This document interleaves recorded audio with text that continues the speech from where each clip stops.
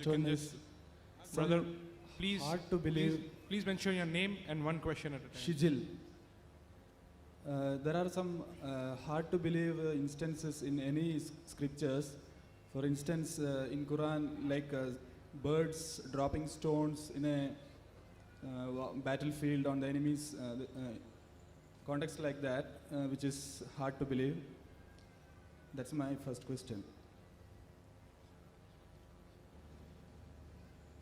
There's a question that certain things mentioned in the Quran, like birds dropping stones, talking about Surah Fil, chapter number 105. There are many things. For example, Quran says about Shaqqul Qamar, Prophet Muhammad sallallahu alaihi wasallam split the moon into two, Musa alayhi salam split the sea into two. These are difficult things, yes. These are known as miracles. Miracles are those things which a human mind cannot conceive how it happened. For us human beings, to make the moon into two is not possible.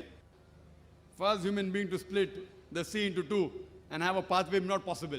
So these are known as miracles, which only God can do, you and I cannot do. So it's difficult for us to conceive. The only way for us to testify is to go back into time. Here sitting now, we can't go back 3,000, 4,000 years back and check up whether Musa alayhi salam, Moses, did he split the sea or not. So what we say, these are miracles which doesn't allow us to go back in time.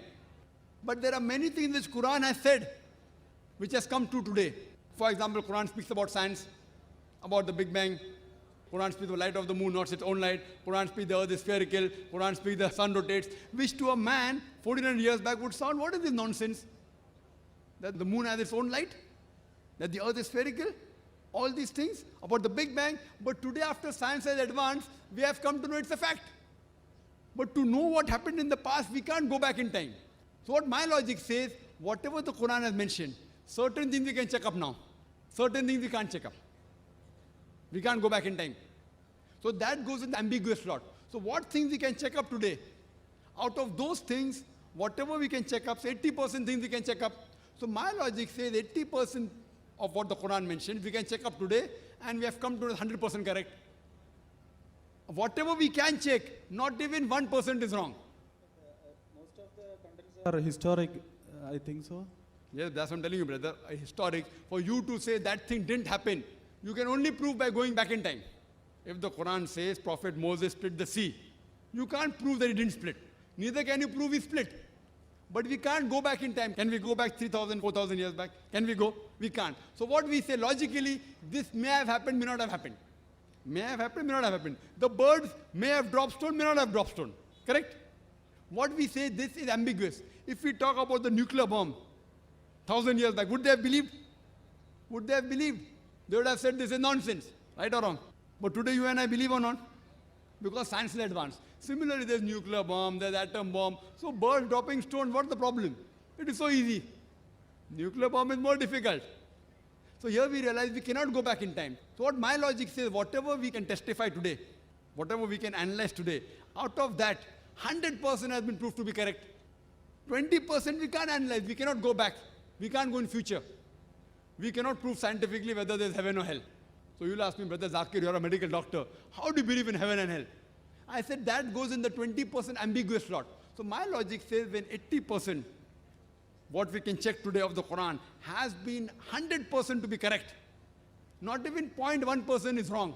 So my logic says what 20% is ambiguous, inshallah, God willing, even that will be correct. Maybe science will advance after 50 years, after 20 years, we'll come to know about life after death, we may come to know about heaven or hell. So my logic says there's a logical belief that when not even 0.0001% has been proved wrong of the Quran, 80% is 100% correct. So my logic says, inshallah, the 20% which you can't verify by going back in time or going in future, even that inshallah will be correct. Hope that answers the question. Assalamu alaikum, Brother Zakir. My name is Sania. I'm a revert Muslim. The question is, in your lecture, you mentioned the scientific facts from the Quran which have been established. Can you mention a few Quranic verses which science has not confirmed? This was the question that I mentioned in my talk, the scientific facts which science has already established. It's mentioned in the Holy Quran. Can I mention some few points in the Quran which science has not established? For example, the Quran says in Surah Shura, chapter 42, verse number 29, it says, "It is Allah who has created the heavens and the earth and put creatures, living creatures throughout them." Quran says there is life besides this earth. Allah has put living creatures throughout the heavens and the earth. There is no scientific evidence, established scientific evidence, that there is life besides this earth. Recently, they have been sending rockets and spaceships to different planets, different satellites, etc. And now, just a couple of months earlier, we read in the newspapers that they got certain material from Mars, which gives proof that life can be there in Mars. And in, I think, day for yesterday's paper, I read in Times of India, that they have found water in the moon. Maybe a comet crashed, and there's a big crater, and the water has been frozen to ice. So in future, it will be easier to do investigations. We do not have to take water from planet Earth to moon. Water is already present there. We can use that water, and it will save us a lot of trouble. Science is saying there are high possibilities of life being there besides Earth. But since Quran says, I believe in it. Maybe after 1 or 2 years, they may discover there's life besides this Earth, or maybe after 50 years. Today, scientists, they have given various views. How will our Earth end? Some scientists have given a description that the mountains will fall down. Some scientists say the mountains and rock will become smooth when the Earth is destroyed. Some people say the ocean will swell up. Some people say the universe will go in a black hole. Several. Quran too gives a description about the day of judgment. How will our creation end? Many of them match with the theories of science. Theories, not established facts. For example, the Quran says in Surah Ahqaf, chapter 46, verse number 3, "It is Allah who has created the heavens and the earth for a limited period of time," giving you an indication that this creation will be destroyed. And gives various signs in the Quran. For example, if you read Surah Qiyamah, chapter 75, verse number 8 and 9, it says that the moon will be buried in darkness. The sun and the moon will join together before our world ends. If you read Surah Takwir, chapter 81, verse number 1, 2, 3, and verse number 6, it says that the sun will be folded up. The stars will fall down. The ocean will swell up. The mountain will fall down in utter ruin. Quran says in Surah Infitar, chapter 82, verse number 1, 2, and 3, it says the sky will be cleft asunder.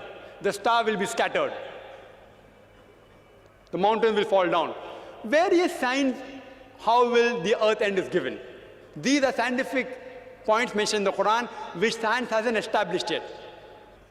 For example, the Holy Quran also says in Surah Anbiya, chapter 21, verse number 104, that as we created this creation, we will roll up the heavens like a scroll is rolled up. And as we created the early creation, we shall create a new creation. So Quran says there is one more new creation that's going to be created after the world is destroyed. Science doesn't know about that. Quran says the first man on the earth was Adam alayhi salam. Science hasn't discovered that yet. Quran speaks about soul. Science hasn't established that human beings have got soul. The Holy Quran also speaks about jinns, about spirits, about angels. Science hasn't been able to discover that. Quran speaks about life after death. Science hasn't discovered that. Quran speaks about heaven and hell. Science hasn't discovered about that. But you may ask me the question, Brother Zakir, you have given such a good lecture speaking about scientific facts, and you believe in jinns, you believe in angels, you believe in soul, you believe in life after death. Aren't you illogical? I will say no, I'm not illogical. I have got a logic why I believe. I don't blindly believe in life after death, in the soul, in heaven and hell, in jinns and spirits. I have a logical belief. I base my logical belief saying that suppose there are scientific facts mentioned in the Holy Quran, out of which, say approximately, 80% have been proved to be 100% correct. 80% of the scientific facts mentioned in the Quran have been proved by science till today to be 100% correct. The remaining 20% is ambiguous, unknown. Not even 0.001% have been proved false. Even if one verse is proved false, the Quran is not the word of Allah subhanahu wa ta'ala. So these 20% I say goes in the ambiguous slot, unknown. So my logic says when 80% is 100% correct, the remaining 20% is ambiguous, out of which not even 0.001% has been proved wrong. All are unknown. My logic says when 80% is correct, even those 20% will be inshallah correct. It's not a blind belief, it's a logical belief.